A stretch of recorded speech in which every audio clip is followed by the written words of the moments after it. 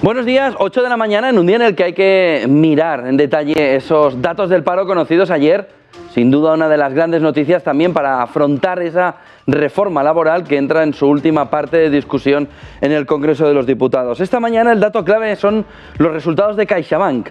Se esperaban como agua de mayo para ver cómo el sector bancario, además del buen resultado de ayer del Banco Sabadell, con esos más de 500 millones de beneficio, hoy CaixaBank gana 2.359 millones de euros en 2021 sin los extraordinarios de Bankia.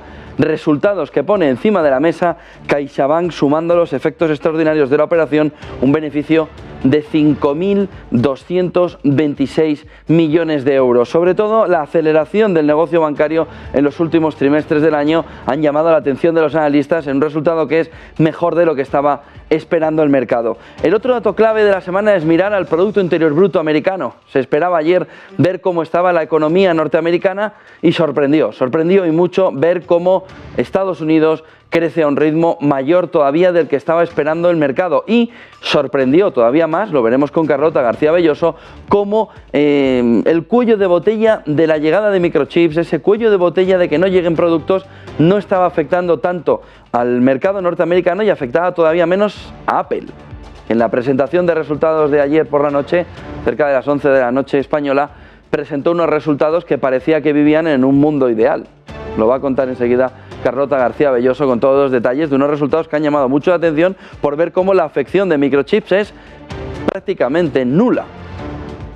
Y luego Robinhood, la compañía de compras de acciones, con esa caída superior al 14% después de que lo que ya se llama en Estados Unidos ese meme stocks haya impactado en la compañía con esa caída tan importante. Apple, protagonista, lo veremos enseguida con Carlota García Belloso, también CaixaBank, mejorando muchísimo lo que estaban esperando los analistas. Lo que estamos viviendo ahora mismo en los mercados es la resaca de la Reserva Federal. El mercado ayer, a última hora, en el cierre del mercado americano, ya esperaba 5 subidas de tipos de interés, cogiendo el detalle, la literalidad de Jerome Powell en la rueda de prensa del pasado miércoles, en la que decía, incluso cuando le preguntaban a los periodistas, podría haber una subida de tipos de interés en cada una de las reuniones de la Reserva Federal. Ayer ya se esperaba que ni 3 ni 4 hubiese 5 subidas de tipos de interés. Bueno, vamos, que para ser una inflación pasajera, que nos hemos pasado un año y medio diciendo que era pasajera por parte de los bancos centrales, pues hombre, pasajera no parece que vaya a ser con 5 subidas de tipos de interés. Y habría que ver un detalle de Jerome Powell, y es cómo puede ser que dijera que era pasajera hasta el día que le reeligieron. Ese mismo día, Jerome Powell afirmó que la inflación le preocupaba. Oiga, ¿usted ha estado mintiendo antes o después? ¿O en qué parte del camino? Pero usted está mintiendo. Y luego recordemos otra cosa, que el otro día se le nombraba en la rueda de prensa el pasado miércoles, esa resaca de la Fed. Al final el que está dirigiendo estas subidas de tipos de interés, supuestamente, es un presidente de la Reserva Federal norteamericana que usó información privilegiada para la compra de acciones. Es que aquí empieza a no pasar nada, haga lo que haga la gente. No se salte usted el semáforo hoy, que verá cómo le llega la multa. Ahora, si los cogemos así como los billetes en tamaño importante, váyase usted tranquilamente o incluso le reelegimos. La verdad es que lo de la Fed empieza a ser un poco preocupante y el mercado empieza a ver también ya cómo las subidas de tipos de interés van asociados a un desprestigio importante de la autoridad.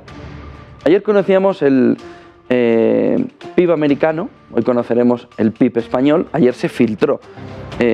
Distintos medios económicos, entre ellos El Economista, ya avanzaban que de fuentes cercanas al gobierno, podían esperar a las 9 de la mañana, que tampoco pasa nada, para que lo veamos todos a la vez, en un impulso de transparencia que sería agradable, decía que iba a estar en el entorno del 5% según fuentes gubernamentales. Esas mismas fuentes gubernamentales que decían hace un año que el PIB español iba a estar en el 6,5%. Hoy a las 9 de la mañana tendremos que ver en detalle cómo ha sido ese Producto Interior Bruto en España y sobre todo cómo ha sido en los últimos meses. ¿Se está desacelerando o no?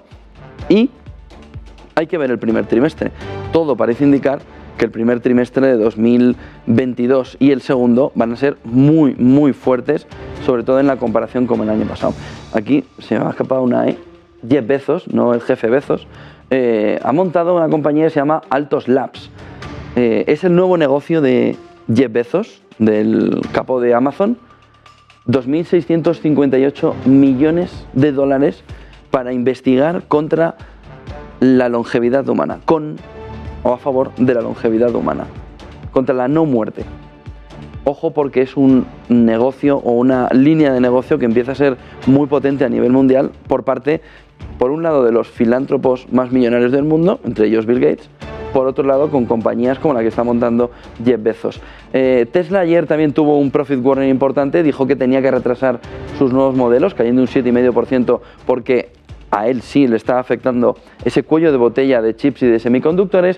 Y el PIB de Estados Unidos, ahora vemos un par de gráficos sobre él, gran dato, aunque con letra pequeña, muy bueno el dato final, mejor de lo que se esperaba el mercado, pero ojo porque en cuanto salió el dato de Producto Interior Bruto y se vio también el cuarto trimestre de 2021, ING y otras casas de análisis americanas empezaron a hablar de que todo ese dato del Producto Interior Bruto en 2021 había sido por el motor que ahora mismo se había tenido que parar, sector del motor. De tal manera que empezaron a hablar de un Producto Interior Bruto en Estados Unidos para 2022 negativo, que podría incluso ser negativo, con lo que con ese vistazo al Producto Interior Bruto diferente se le veía una letra pequeña a lo que había sido en un primer momento un buen dato de Producto Interior Bruto. Tres gráficos nos marcan también esta mañana para intentar entender un poco en qué están pensando sobre todo los grandes inversores institucionales. Uno de ellos lo marca este gráfico de Refinitiv, Reuters, sobre cómo es enero. Oye, si es enero bueno, tenemos un intra-year sell-off, tenemos un movimiento bajista importante durante el año, o si este enero es bajista nos vamos todos para abajo. ¿Qué es lo que sucede? Es decir, ¿enero marca tanto el año o quedan 11 meses y Dios sabe lo que pasará? Pues hay quienes piensan, sí, marca muchísimo el año. Este gráfico muestra todo lo contrario. Y si incluso vemos grandes recesiones, sí están marcadas por una caída en el inicio, pero sí es cierto que no tiene por qué ser en todos los casos, aunque a favor de quienes dicen un mal enero es un enero muy malo, pues tienen, fíjate, 2008 con la gran recesión, la financiera empezó con un enero malo, la tecnológica, la caída tecnológica, la burbuja tecnológica del 2000 empezó con un enero malo y tuvimos un octubre 1987, el octubre negro con el Monday Crash, que también empezó por un enero malo. La recesión norteamericana de 1981 empezó por un enero malo, pero luego tuvimos años en los que, aunque enero fuera un poquito malo, por ejemplo a inicios de los 90, tampoco tuvo que conllevar un enero malo. Y dirán, ¿y cómo vamos este año? Abroches el cinturón. O mejora un poco enero, que no parece, o fíjense en la comparación. Si ganan estos de enero lo marca todo, pues ¿dónde está el cinturón de seguridad? Me lo pongo enseguida. Importante la caída que pueda haber. Otro de los gráficos importantes de la mañana es entender ese Producto Interior Bruto norteamericano que conocimos ayer. Lo que se está comentando mucho es, por ejemplo, cómo motor ha tirado de las exportaciones norteamericanas, subida del 24,5 frente a una caída del 5,3 en el tercer trimestre, claramente afectó positivamente al conjunto del crecimiento norteamericano, tiró mucho también el consumo interno, es decir, la demanda interna. El gobierno frenó bastante respecto a meses anteriores el gasto, sobre todo en inversión de infraestructuras, sobre todo el gasto federal, no tanto el local, pero el local viene también de una subida del 5%, en lo que vemos un Producto Interior Bruto real del 6,9%, con un crecimiento importante desde el 2,3% del tercer trimestre en ese real GDP que marcan los americanos. ¿Qué es lo que estaba diciendo ING, por ejemplo? En este gráfico de Charles Schwab, es este dato de exportaciones vinculado sobre todo a la exportación de motor no se va a producir. Otro gráfico que ha marcado la noche, vamos a ver si pueden verlos, es esta fotografía que hace S&P en el nivel mundial sobre mercados desarrollados, mercados emergentes y cómo van en este momento. Mercados emergentes Year to date, desde el inicio del año, caída del 1,34%, mercados desarrollados, caída del 8%. Mercados emergentes comportándose muy bien. En los mercados desarrollados, aquí tienen España, por ejemplo, con una caída del 1,36, aunque en el diario, esto es del 26, una subida. Hong Kong quizá es la excepción más fuerte, aunque parece que empieza a recuperarse, y tenemos también lo que está sucediendo en Estados Unidos, Corea y demás. Luego, Rusia, en los mercados emergentes, quizá por el tema de Ucrania, es el que peor está pasando el año, con una caída del 16,7%. Ven que España en el mundo desarrollado está en el tercero por la parte de arriba, y tenemos en la parte de abajo sobre todo a Estados Unidos con esa caída del 8,96 al día 26. Y luego mercados emergentes, Chile, Colombia, Perú, haciéndolo muy bien, Arabia Saudí por precio del petróleo haciéndolo muy bien, Brasil, que va a haber elecciones este año, haciéndolo muy bien,